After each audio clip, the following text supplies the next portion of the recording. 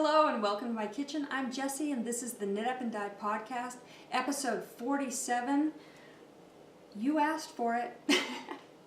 I've got all kinds of great things for you guys this episode. I've been away for a couple weeks and I apologize for that. I have a big trip coming up in November that requires a lot of preparation because there's a lot of different facets to it, and I'll talk to you about that in a second.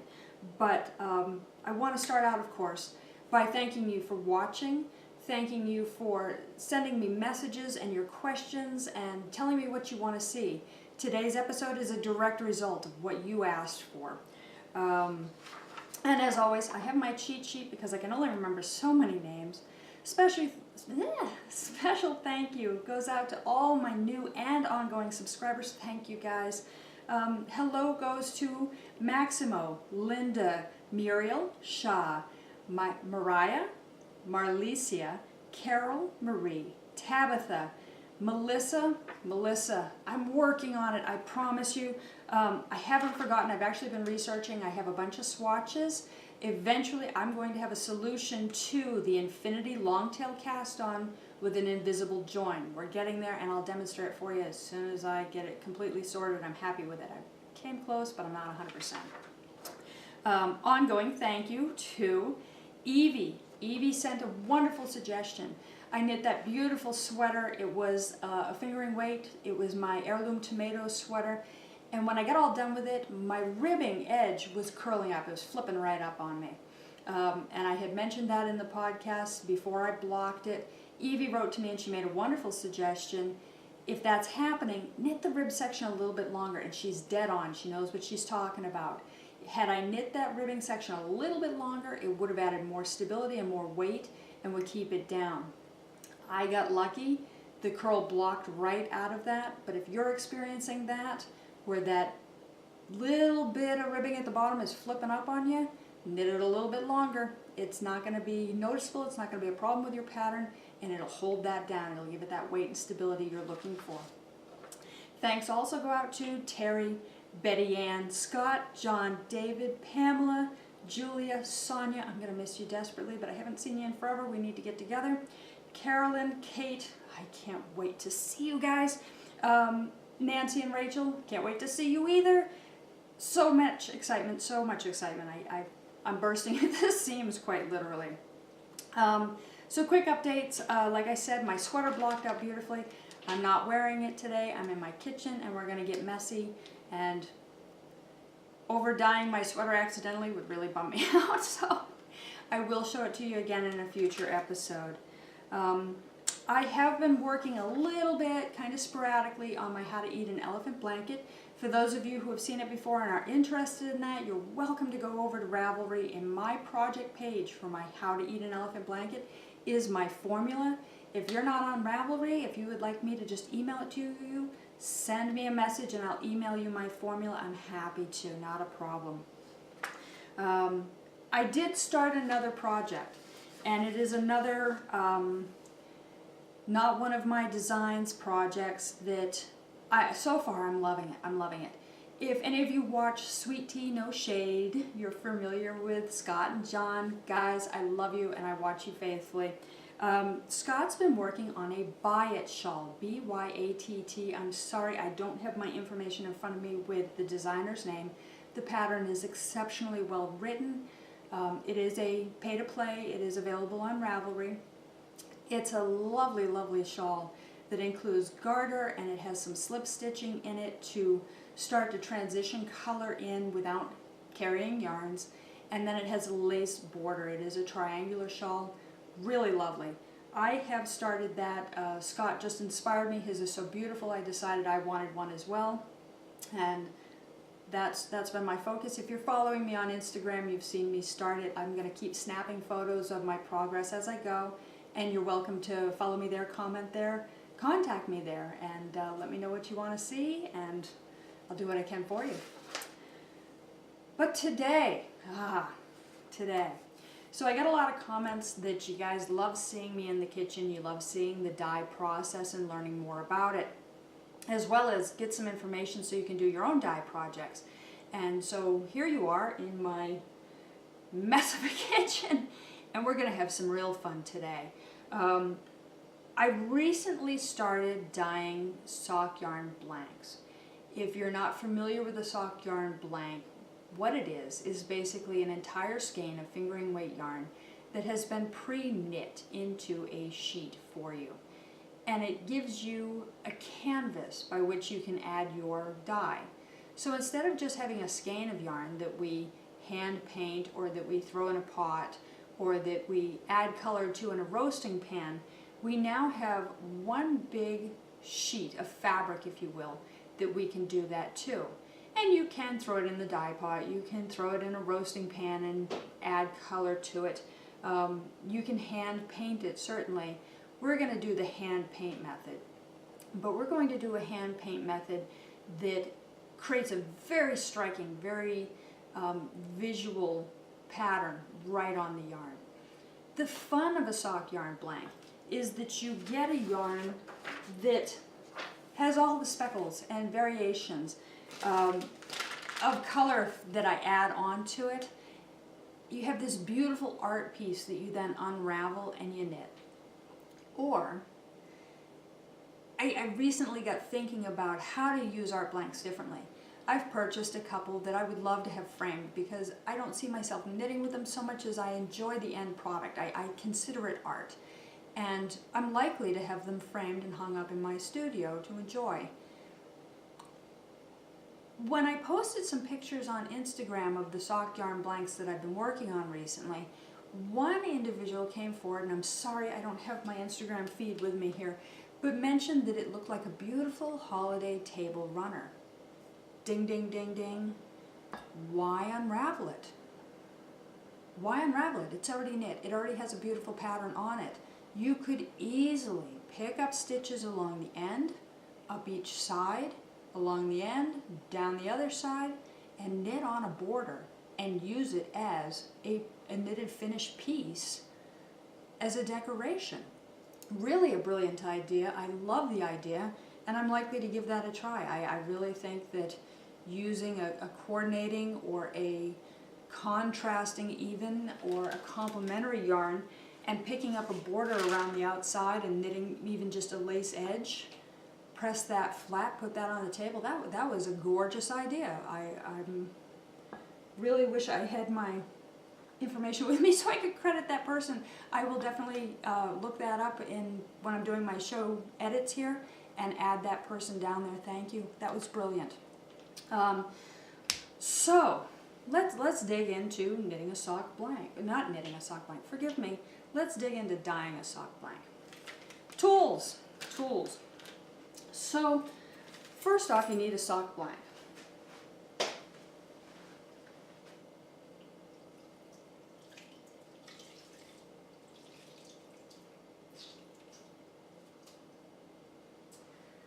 A sock blank looks like this. Like I said, it's a pre-knitted fabric. Sorry, I've got citric acid running up my arm. It's a pre-knitted fabric, and it comes in one long sheet. It is a full skein. This is how much a skein will knit into. And it is completely natural, completely blank. I am soaking my blanks in a citric acid mix. And I know you're used to hearing me talk about vinegar. In this case, I want citric acid because I want a high concentration of acid in here for a number of different reasons. I'm going to tuck this back over here for a second. When we're doing this, because we're trying to get a very sharp image on the fabric, we need that dye to strike very quickly. We don't want it to bleed, we don't want it to run. We're looking at putting images on the fabric at this point. If you're looking to do something that's bleeding and has all the colors blending, that's very different. You could get away with the vinegar at this point. But for this concentration, I really need to make sure that I've got high acid. And my acid's not going to be just in the yarn, the way I'm pre-soaking it. It's also going to be in the dyes that I'm applying. So I make up a citric acid mix. 1 gallon of water, 1/3 cup of citric acid powder. And I stir it all together. I make sure it's fully dissolved. I soak my yarn blanks in it. I also have a pre-mix in a jug set aside for actually making my dyes. And we're going to do that too. So let's get the yarn blanks set up and prepped. My yarn blank has been soaking for a minimum of 3 hours. If I know that I'm going to dye in advance, I will soak it overnight. I really want to make sure that it's high acid. Like I said, I want that dye to set immediately where I put it and not run, not stain, stay exactly where I put it. This one's been soaking overnight in citric acid, and I need to really focus and remember to put on my gloves for this, because citric acid will dry your hands out. And there are some questions as to how good it is for you to absorb citric acid. Citric acid is generally used as a vitamin C supplement. However, I've recently learned that it's actually made from wheat. I have a wheat intolerance. Last weekend I had my hands in my citric acid all over the place, and I did not feel well all week long. I suspect I took in toxic levels of, for me, wheat, and my body's not being very tolerant of it. So I'm going to be super careful. Remind me if you see me without my gloves on, like you can talk to me, to put my gloves on. I have a towel set out here. I'm going to squeeze out one sock blank and get it as dry as I can, and I'm squeezing, I'm not wringing, and then I'm going to lay it here on my towel, and I'm going to roll it up, and I'm going to crunch as much moisture out of it as possible. I want to get my sock blank to blocking dry. What does that mean? If you've ever blocked a sweater, you made sure that it was mostly dry, slightly damp before you pinned it out. That's what I'm talking about. I want it mostly dry, slightly damp before I lay it out to paint on it.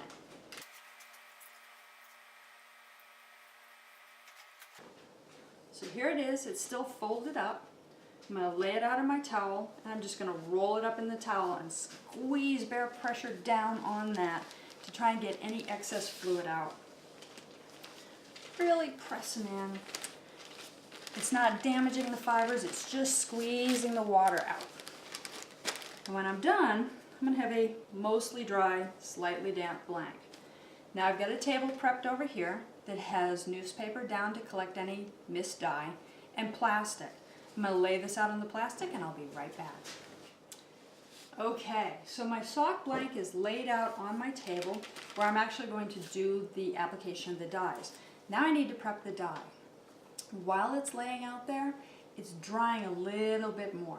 I'm fortunate, I live in a very dry environment here in the desert, and so that's going to be not dry, but drier, which means there's less fluid for the dye to float in and spread with.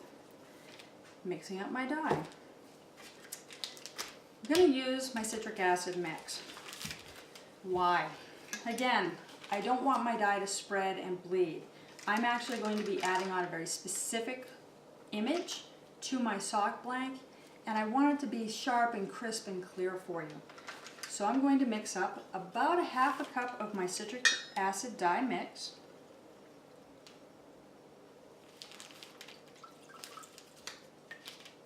I'm going to warm that in my microwave. I'm just going to hit it on high for about 30 seconds. There's not a lot of fluid here, but I do want to bring the temperature up so that my dye powder will dissolve nicely in it.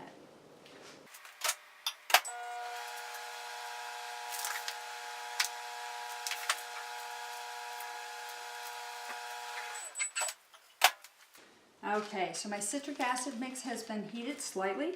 I need to add a thickening agent to this. Not only are we using acid to make the dye strike, but we want to make sure that the dye itself is a little bit thicker than usual to prevent it from doing that bleed out on us. It'll just hold it together, it'll make it act more like a paint than a dye, and give us a little bit more control. To do so, I use good old-fashioned guar gum. This particular product is a Bob's Red Mill product, and you'll find it in your grocery store. They also have it available on Amazon. And I am using a dash of guar gum in my half cup of citric acid mix. And I know dash sounds like an arbitrary measure. I don't have the exact break of a teaspoon down here for you, but I will add it for you. I believe, if I remember correctly, it's a 1/16 of a teaspoon. I could be wrong, I'll add it. Then I'm going to add my actual dye powder. Safety first.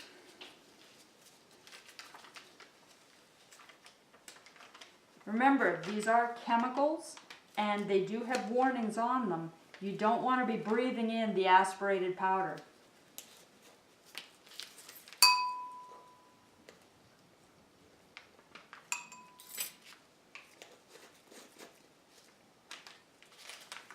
And I just have a wire whisk here that's dedicated only to my dyes, and I'm going to whisk that out.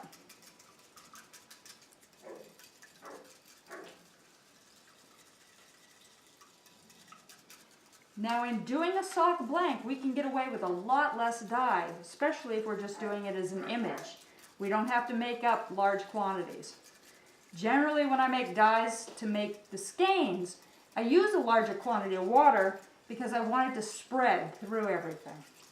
Here I want to paint.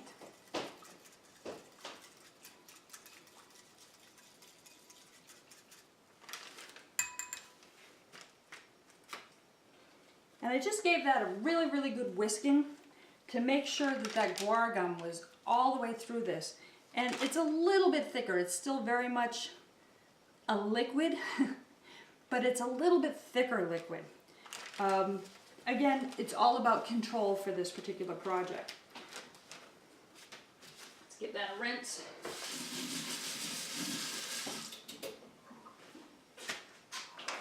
And I'm just going to put a cover on this. I like to let them sit a little bit to really let that guar gum activate and thicken up. They do get thicker the longer they sit. Now I have a bunch of colors made up today.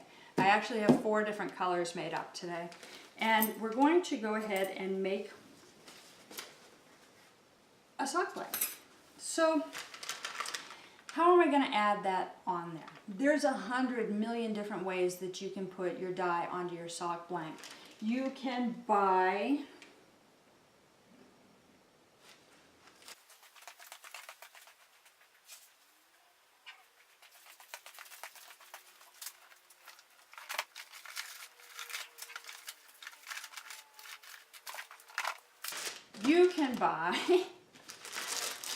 marker bottles. These are clear squeezy bottles that have a fine tip point on them, and you can fill them with your dye. You're going to want a funnel to put the dye in there, otherwise it's a messy, messy process. They are capped. You can screw the cap on, screw the cap up, and use them to draw right on your blank. You can use spray bottles and mist your dye on.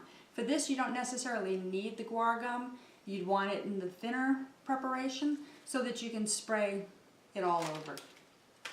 Foam brushes. You can use foam brushes. You can use anything your heart desires, whatever equipment you can find, it'll work out fine for you. It's all about what you want your end result to be. And plan on buying a blank that you're just going to play with. Don't plan on having the very first one be art. You're going to learn a lot of different techniques as you go along with this. For today's particular application, whoops, I'm going to be using foam brushes, and I'm also going to use an airbrush. An airbrush is a really cool tool because you have a little pot of dye and you have compressed air that goes into it and brings it back out through a nozzle so that you can spray the dye on over a pattern, freehand patterns on, draw with it, or my favorite, use stencils. And I'm going to use the stencils with these, but for the broad application, for the larger pieces, it gets very, very time consuming and it's very hard on your body to stand and dab for hours. So I use the air gun to really blast it on there and get it on there quick. Same result, just a little bit speedier and a little bit easier on your body. All right, we have dye. I have my air gun set up. I have my blank laid out, and I have my stencils. Let's talk about stencils. You can get stencils in all kinds of different art shops, online, all over the place, and they are wonderful, especially for this application, because you can get really fun images and put them on your yarn. And they are a thin, lightweight plastic. that rinses off, easy cleanup, and that has multiple different images on it that you can use as you want to. For the air gun, the airbrushing, I have a large stencil that I want to use, and you see I've got these blue daubs on it. It's painter's tape. What I've done is I've actually blocked out the bits of the stencil that I don't want to have applied at this time. This particular stencil has, see if I can show you, an ivy pattern with a flower. I have green dye loaded to my airbrush, and I really just want to put down the ivy with the leaves.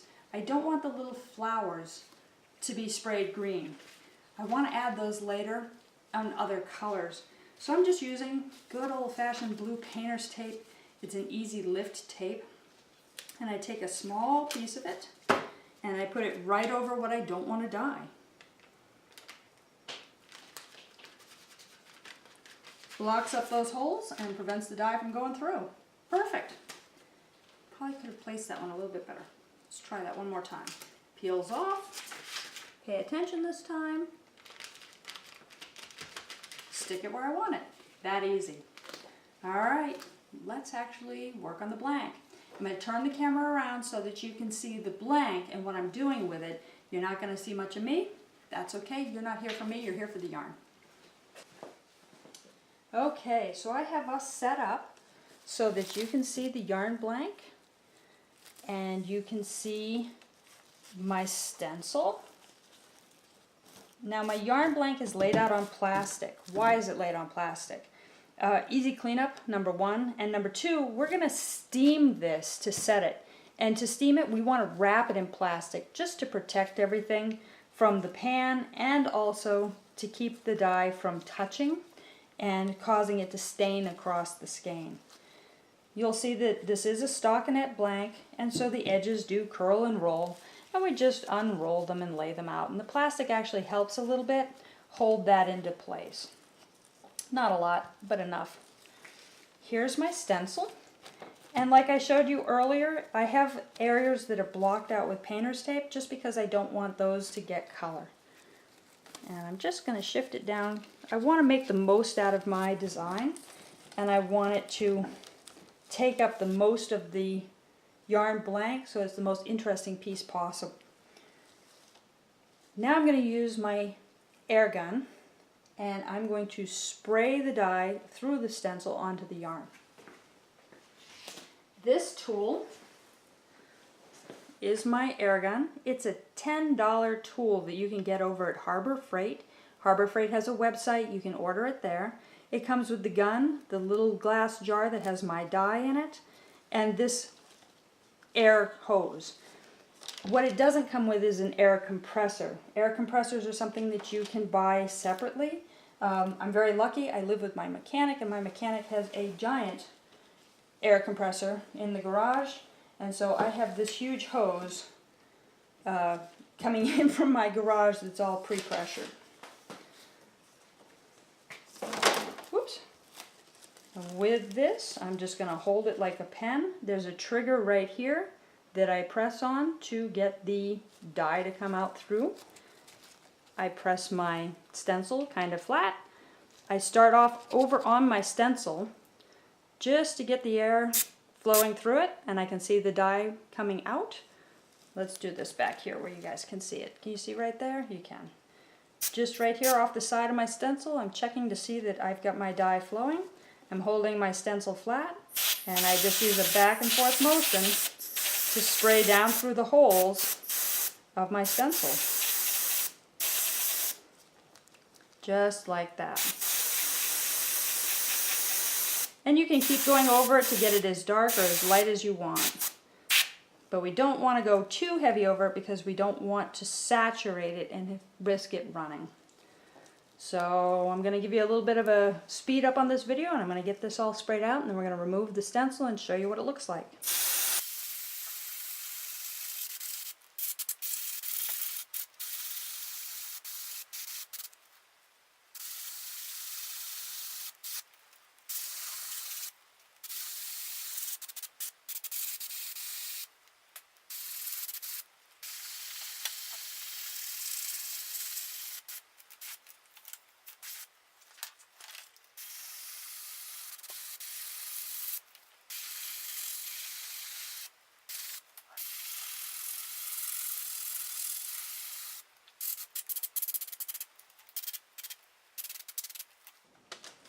Okay, so I've used the airbrush to do my stencil. Why do I like the airbrush for stenciling? A, it's really fast. B, you have the ability to really make a nice light impression versus a heavy soaking impression like you would get with a foam applicator. I'm just going to lift very carefully right after I wipe off my hands. I'll make sure I don't have any excess dye on my hands to stain this. I'm just going to very carefully lift my stencil. Now there's some dye still on the top of it, so I want to be careful to keep it level and not pour any excess dye off. There's my stencil right on my yarn. It's that easy. Now I have the ability to repeat my stencil down the sock blank and come back and add other stencils.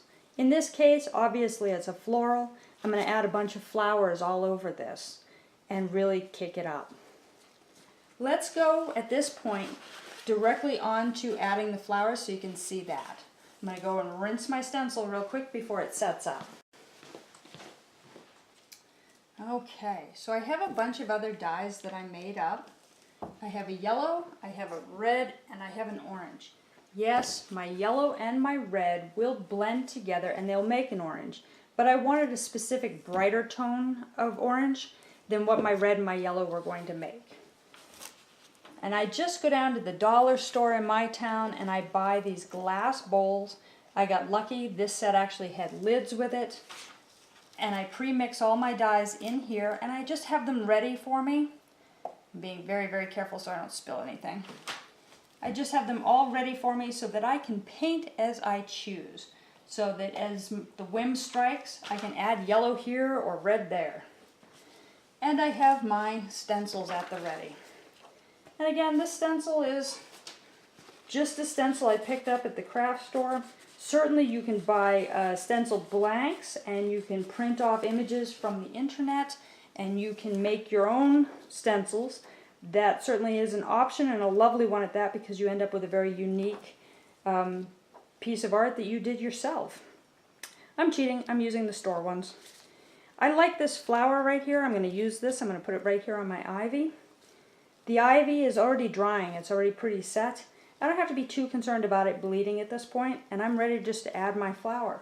So I'm going to grab a brush, just a foam brush, and make sure there's no excess fiber from my last dye job on it. You'll see they get a little bit fibery. See if you can see it on there. And I just rub it off with my gloves and it comes right off. Just like that. I think I like red for this, so I'm just going to dip my brush very lightly in here. I don't need a lot of dye. It'll go a long way. And I start daubing over the stencil. And again, you can make it as light or as dark as you want simply by adding more or less. And you want to use a very up and down motion. If you start going side to side, you risk your dye going under your stencil. You can really only hold it so tight to the fabric that you're working with. I like this bright crimson flower right here, so we're just going to daub right in there. And you can see immediately this is a much slower, more painstaking process. This is why I like doing the ivy with the airbrush, because it's a much bigger, larger piece. And if I was hand daubing it on, it would take me forever.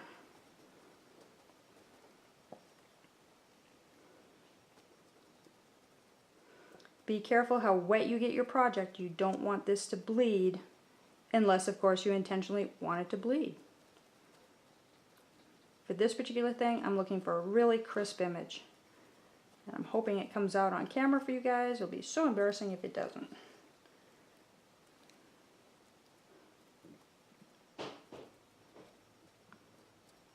Alright, there's my flower. Set aside my brush. And I'm just going to lift real carefully. There it is. A little bit of bleeding is going on. Looks to me like maybe my yarn is a little bit wetter than I thought it was. That's okay. It's a flower. Flowers spread, flowers breed. And I just take a paper towel and I wipe off my stencil real quick so that it's mostly clean, and I can continue on with my project, just repeating down through. I think maybe I want to do a slightly smaller flower. Now, one of the things that could be causing the bleeding, like I said, it's a little bit wet and I do see it's bleeding, is the guar gum may have separated a little bit in this. From time to time you might want to give it a re-whisk just to get the guar mixed back into the dye. Otherwise it is slightly heavy and it will settle. And certainly when you're working with your dyes on the same table as your blank, be very careful. A spilled bowl is really going to disappoint you. And if you feel like your dye just isn't thick enough, that it is a little bit too thin, bleeding too much, add more guar gum.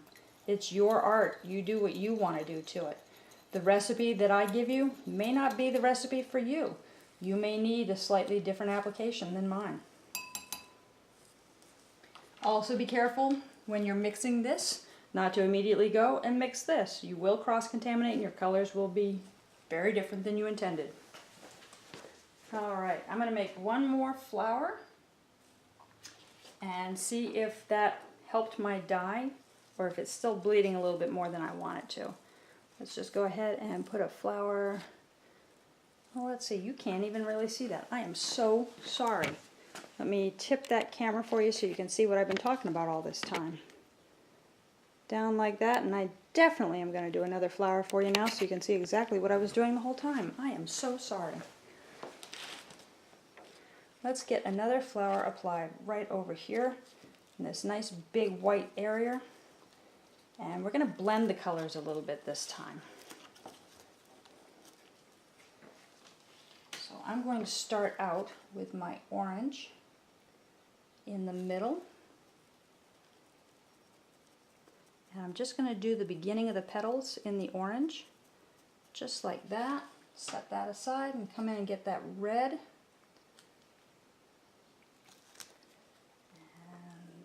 come in from the outside toward the middle. And just let those colors overlap a little bit.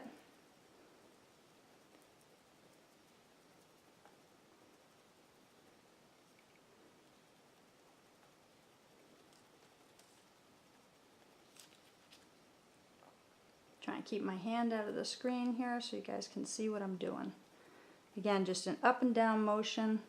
I'm just daubing the dye on. I don't want it to be too wet. I don't want to press too hard. I can do multiple applications to get the color that I want without saturating and soaking it and making it bleed. Alright, I like how that's looking. I'm just going to lift it off and move away. We're still getting a little bit of bleeding here. That bleeding is coming from the red. I think I'm going to add a little bit more guar gum to it, but it's certainly not horrible. It's not what I would consider a mistake. I think it's still beautiful, and when you look at this from the standpoint of I'm going to knit with it, your colors are going to all just variegate in with each other and be lovely. I want to add just a little bit more red to it, so I'm going to replace my stencil here. And I grab this, and I'm just going to go over that orange a little bit to blend it a little bit more.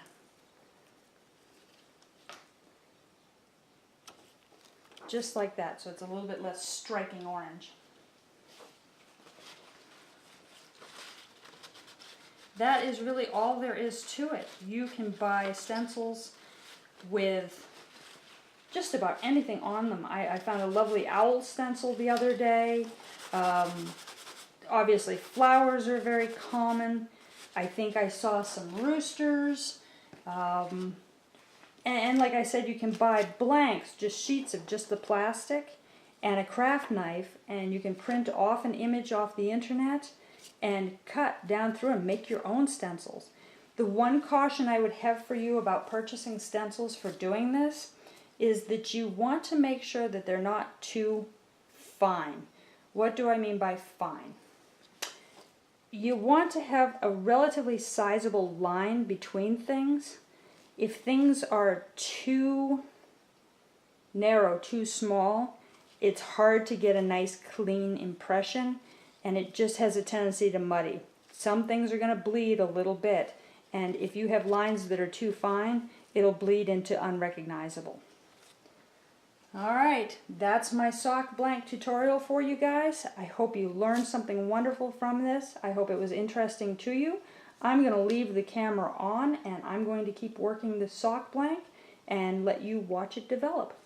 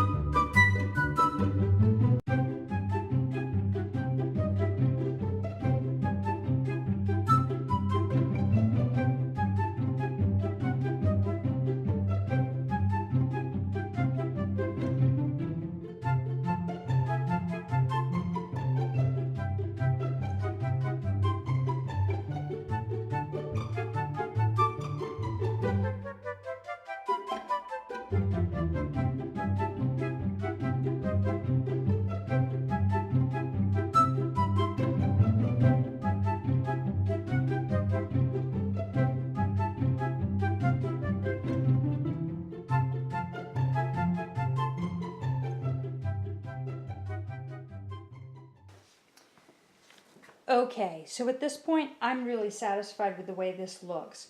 I have pretty heavy coverage all over. One of the things that you need to remember when you're designing a sock blank is that it unravels back and forth, not in the round. So you want to make sure that you have some colors overlapping on the ends, otherwise you end up with long blanks of white in the back and forth, which is okay. This ultimately, when it's unraveled, is going to be a wild variegation. There's not going to be any true pattern to it. You're going to see all colors. You're going to see most colors in every round. Notice I haven't done a strict repeat. If you knit a pair of socks from this, the socks are going to be different from one sock to the next. But even then, it's such a varied pattern that you're not going to see a huge difference between the two socks. You're going to see a beautiful pair of white socks with speckles of orange, yellow, red, and green throughout. And in many cases, you're not going to see more than 4 or 5 stitches, maybe as many as 7 stitches of the same color. So it's going to be beautiful little dashes of color all the way through. I've got this to a point where I'm satisfied. I think it looks lovely. I think it'll be an interesting knit. At this point, I'm going to set aside all of my dyes, get them out of the way. We don't want to spill anything. That would be horrible. And it's time for me to wrap this up in plastic to steam it to set the colors. So I'm going to just stretch out my plastic a little bit more, make sure I've got it as open as I can get it. And I'm going to fold the plastic up over the sock blank.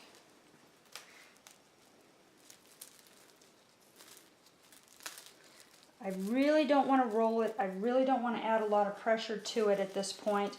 I want to keep those colors as crisp as possible. The plastic is going to protect, provided I don't have dye spilled on it, the white areas from getting muddied up with the other colors.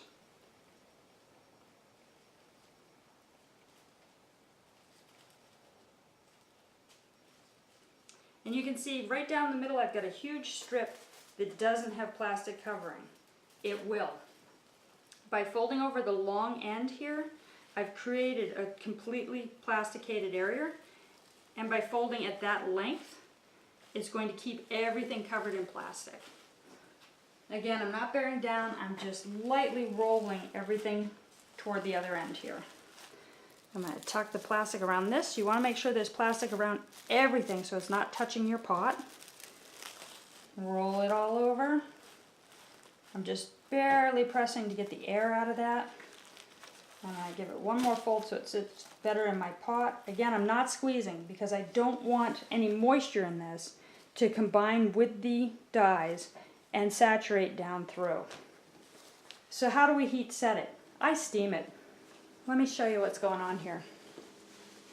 So I have a pot of water on my stove, and there's not a lot of water in it. There's just enough water in it to touch the bottom of my veggie steamer. And I've got one of these, I guess you call it an umbrella vegetable steamer. I'm not even sure what to call it, but it collapses. Let me show you. Collapses down, stores nice and tight. I open it up, I put it in the bottom of the pan with, well, there's probably an inch of water in there. And I get that boiling so that it's producing a lot of steam. Once the steam is coming out, I lay my yarn packet into the steamer and I let it sit for 20-22 minutes, roughly. There's no really good way to tell other than to make sure it's evenly heated. I don't stack a lot of these in here at a time. I generally do one at a time. So while this one's steaming, I'm setting up to do my next blank. Let's get this going. Okay, I've got a good boil going on here in my steamer, and always use safety equipment. It gets hot. Just going to open that up. I'm going to drop my little yarn packet here right on top, give it the lid, and time that out for 20-22 minutes. I'm going to go 20 minutes right now.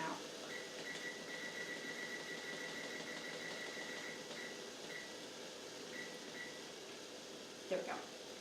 That's it. That's all you have to do.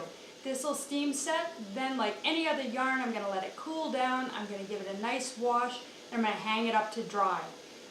I'm careful in hanging these. I don't want them to stretch out of shape too much, so I kind of drape them over my line a couple of times. Certainly, if you're presenting it as a gift to anybody, if you gently iron on a wool setting the wrong side, you can flatten it right out really nice and pack that up. I hope you enjoyed my tutorial on how to hand paint, stencil, spray a sock blank, and I look forward to teaching you more next time. So have a great week. See you later. Bye.